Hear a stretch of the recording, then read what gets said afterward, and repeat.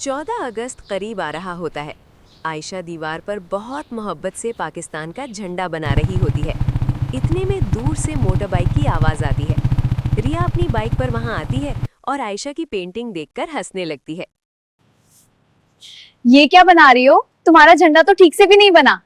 मेरा मजाक मत उड़ाओ। अगर इतनी अच्छी पेंटिंग आती है तो मेरे साथ मुकाबला करो। ठीक है, मुझे ये मुकाबला मंजूर है। तो फिर 14 अगस्त के दिन पेंटिंग का मुकाबला होगा। ठीक है, फिर देखते हैं कौन जीतता है। हाँ, देखते हैं। और वहां से चली जाती है।